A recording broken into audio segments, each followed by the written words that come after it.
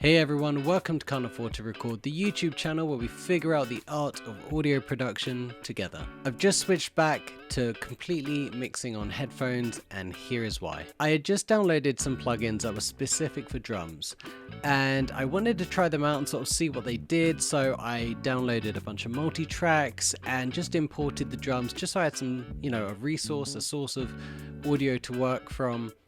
Put these plugins on, and I was about to come down to the studio, but to be honest, laziness kicked in and I just grabbed my pair of headphones because I wasn't really mixing. I was just wanting to see, were these plugins the sort of thing I was looking for. And in the studio, I've got a couple of Kali LP6s, which I really like, and up to this point have always mixed on. But right now I'm sitting in a comfortable chair. I've got my headphones on. I have switched on Sound ID, which I'll come back to a little bit later on. And I'm just going to mess around with these plugins. So here I am. I'm working on these drums and they're actually sounding really good. And I was like, oh, okay, this is kind of cool. Like these plugins might be what I'm looking for. But, I thought, you know what? I'm just going to grab the bass guitar track and just bring that in and just sort of see if that changes things. And then before you knew it, I'd brought in the guitars and the vocals, and I was basically super deep into mixing this song. I'm really loving how everything is sounding, but there's a little part of me that knows that as soon as I, export this mix and listen to it on anything else, it's just going to fall apart because that's what I always sort of thought headphone mixes did. But actually that's not what happened. I exported the mix, and when I listened on a few other devices, it sounded like the same thing I was mixing just a few minutes ago, and it translated beautifully. So I was honestly pretty stunned. The headphones I am using right now are my Beyerdynamic DT770 Pros. Coming back to Sound ID, it really is actually quite an essential part of why this worked so well, because the whole idea about that software is that it really just flattens out how your headphones sound. And that just means that when you do go from device to device, it should translate a lot better than if you just used the headphones without any software, because you're essentially just going to be mixing into whatever EQ curve these have. So if we can flatten that out, we should get a way better translation. And then it can be argued that it doesn't really matter what headphones you use, as long as Sound ID have a profile for them, you're good to go. And they have a lot of profiles. I'm here with this mix and I'm thinking, like, what has changed? And I think the first thing is that I've probably just improved. I haven't mixed on headphones in years. I was actually on them because I didn't even have a nice pair of monitors. I switched to the Kalis, and then I was convinced that this was the way forward, and it actually has been for quite a while now. But going back to those headphones, yeah, I think maybe my ears have just adjusted and matured and just gotten more used to knowing what I want to hear and what I don't want to hear. So I think that's the first thing, is that I've probably gotten better. But when I take a step back, how do I listen to most of my music? With these, and then probably these as a close second.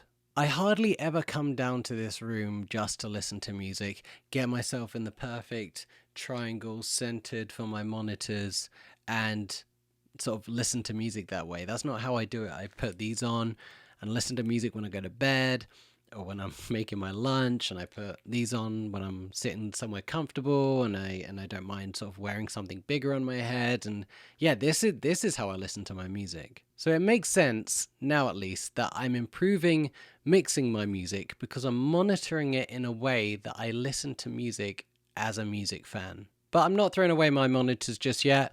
I actually really like having my monitors on, especially when I'm just writing music and I just want to jam and hear something and maybe don't want to have big headphones on. It's great just to monitor through that, get some ideas out. Of course, it's nice to check mixes still on my monitors, so I might just flip to them just to check a few things. And of course, if I've got anyone else recording here in the studio, or maybe they want to come in for a mixing session, then they can hear what's going on as well. And I think the one thing that really just blew me away about all of this is if I have headphones on, I can stand up, stretch, and the music doesn't change. Honestly, it's been so nice just to stand up, move around a little bit and still hear the mix in exactly the same way. And I haven't got to be rigid and like make sure my chair's in exactly the right spot and all this stuff. That was cool. That might be why it's a game changer. And I really don't like using that phrase. As with all of these things, am I now going to be mixing on headphones forever? I have no idea. I think this is all part of the fun with production and mixing and mastering. It's about trying different things, stumbling upon little wonderful gems that just improve your workflow or make you feel good about what you're doing. And that's what I see this as right now. So who knows, maybe one day I'll have some really nice 30 grand studio monitors that I absolutely adore mixing on. But for now, the convenience, the flexibility of mixing on headphones and being able to mix from upstairs on my couch or down in this room is really, really great. So let me pass the question off to you.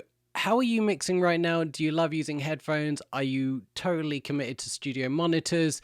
Either way, I want to hear from you. Let me know in the comments below. Let's have a good discussion about it. Thank you so much for watching the video today. If you liked it, you're more than welcome to leave me a thumbs up. And if you like it more than that, then you can subscribe right here on Can't Afford to Record. I'll see you soon.